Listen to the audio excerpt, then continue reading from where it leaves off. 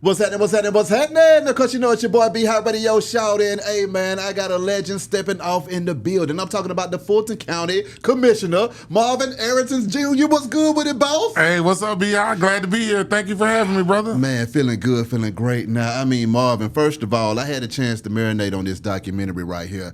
This is definitely a life changer. I'm talking about BoLegsATL, the story of Marvin Arrington Sr., an Atlanta story on top of that. Break this down to me, boss. Hey, it's the BoLegs, Marvin Arrington Sr. and Atlanta story. It's a rags to riches story of a boy from the projects whose mother was a maid that went on to integrate Emory Law School, serve on the Atlanta City Council, become president of Atlanta City Council, run for mayor, and serve as a judge on the largest bench in the state of Georgia, the Fulton County Superior Court. What was it in Marvin that allowed him to be so doggone great, man? I mean, what was his ingredients that made him say, you know what, I could be the greatest of all time coming out of Grady homes? I mean, I think, he just had a will and a determination to do better. Mm-hmm. In the documentary, he says he was hanging out with the boys, and one day he realized he didn't want to just hang out with the boys anymore. But I think it was really my grandmother, right? Mm-hmm. She was a maid. She worked for a lawyer. My God. And she came home and told my dad, you going to be a lawyer. And as a result, we wound up having 7 lawyers in the Arrington family. Thanks to grandmama. Thanks to grandmama being a maid for a lawyer. My God. I mean, when y'all think about that, man, those humble beginnings to where everybody is in the family right now, how does that make grandma feel? How did grandma feel? Oh, she was real proud. And, luckily we had some footage. We were able to get archives. And so we have interviews from her in the documentary. That's awesome. That's awesome. Now, when we talk about Marvin Arrington, he came out of a time that Atlanta was segregated now. So, I mean, how was he able to get his education on and get to the point to where he could facilitate all of the changes that he was able to make?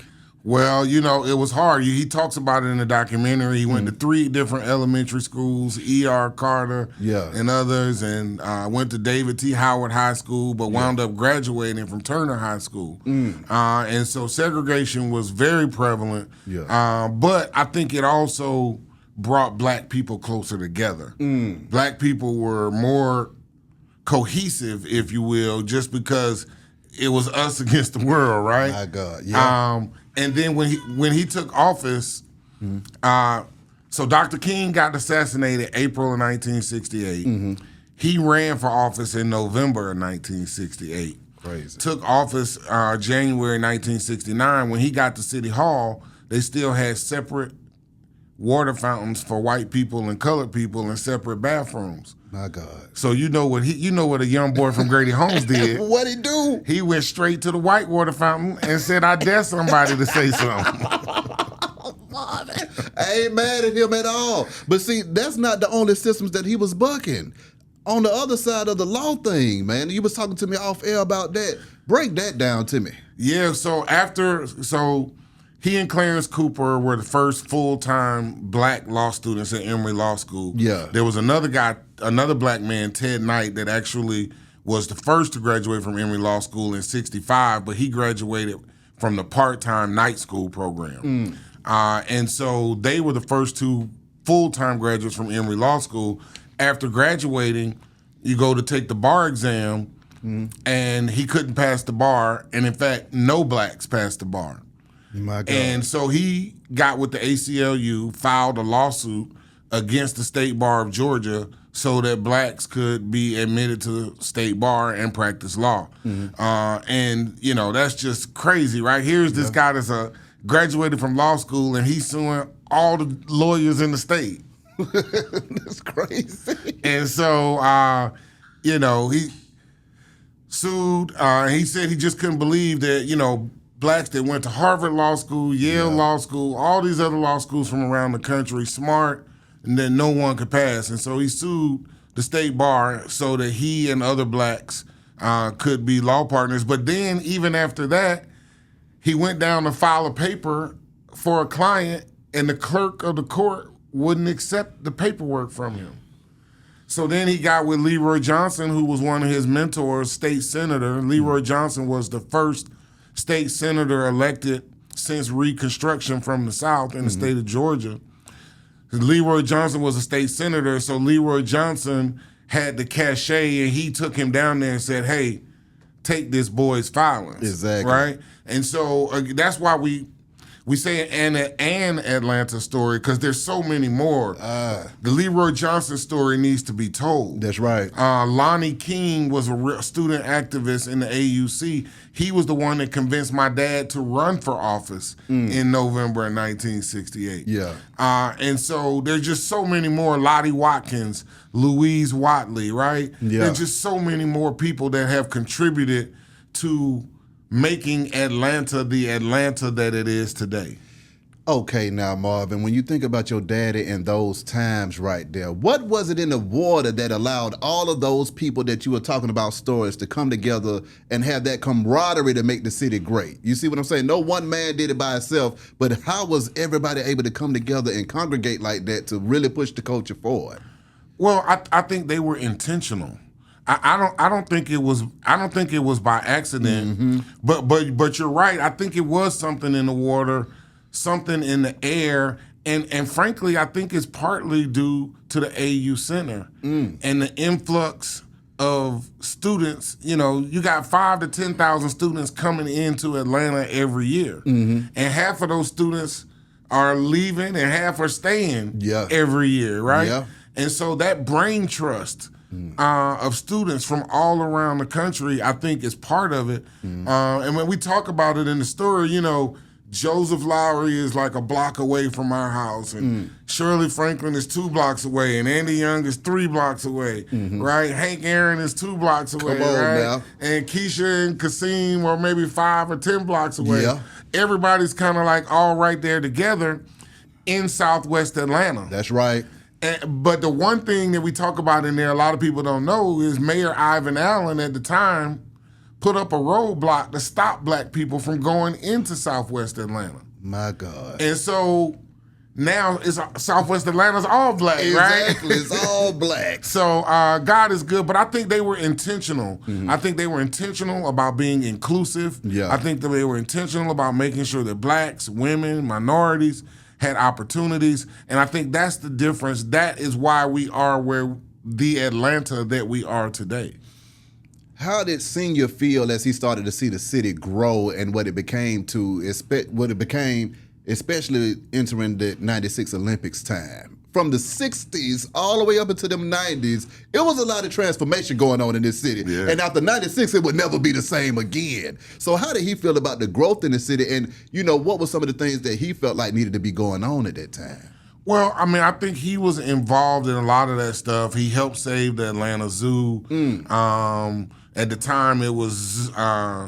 what is it now? At the time, it was the Atlanta Zoo. Now it's Zoo Atlanta, right? That's right. And so he came up with the Recreation Authority, got the city out of the business of operating the zoo, because the city doesn't really know how to operate a zoo, right? Yeah. So you bring in an operator that come in and operate it. But he helped with the Olympics. He was the vice chair of the Olympic Committee. Yeah. Helped with the bid to bring it here, and then also helped with making sure things happen. And again, they were intentional.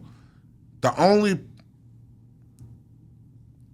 people that got property outside of the state of Georgia was the AUC. Clark Atlanta got a stadium. Yeah. Morris Brown got a stadium. Yeah. Morehouse got a stadium. Yeah. So the black schools in the AU Center were the only virtual private entities that really benefited from the Olympics, right? Yeah. I'm sure there were other private entities, but directly and by the building of those facilities and stadiums.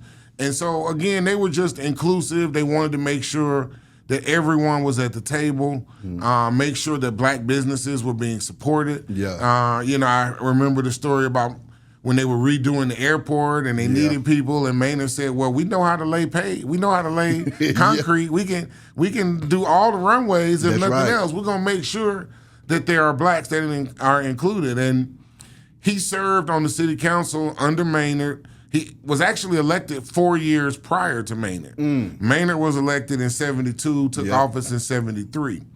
And so he was elected 68, 4 years before Maynard, worked as Maynard's floor leader through 81 on the city council, then ran for president of city council in 81, served as city council president for 16 years from 81 through 97. Yeah. So through the Olympics, he was mayor, and then that's when he ran.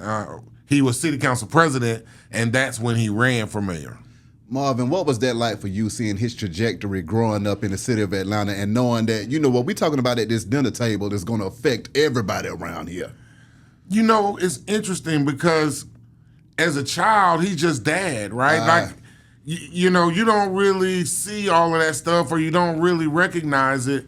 I didn't really realize how special Atlanta was until I went away to school. I went to the University of Virginia undergrad, and I took a civil rights course from Julian Bond. And in that class, everyone that we were reading about, I knew their kids. I knew I knew Andrew Young and his children. I knew Ralph Abernathy and his children. I knew Joseph Lowry and his children. And so it was then that I realized how special Atlanta was. I had to go outside of the city to really appreciate how special and inclusive the city of Atlanta was. Now, we were just talking about the 96 Olympics. How do you feel like the World Cup is going to impact Atlanta? Oh, I think the World Cup is going to be amazing, and I'm real excited about it coming. And, you know, we as a people, as the city of Atlanta and Fulton County, we've got to get ready because these people are coming, and, you know, there's going to be some great opportunities for people to make some money. And we want to be in on it. And we want to be in on it. And I think we have, you know, I think Andre Dickens is doing a great job as mayor. I think he's going to make sure that they're inclusive. And Fulton County, we're making sure that there's inclusion. And so we're moving in the right direction for the most part, besides these 2 or 3 crazy people that want to start the city of Buckhead. Oh, man. I mean, how do you feel about that? Well, first of all, there's already a Buckhead, Georgia. First of all, there's already a Buckhead, Georgia, but the city of Buckhead, I think, is a bad idea. I think it's a real bad idea. And I think part of the reason we are the Atlanta that we are today is because we had this slogan, the city too busy to hate.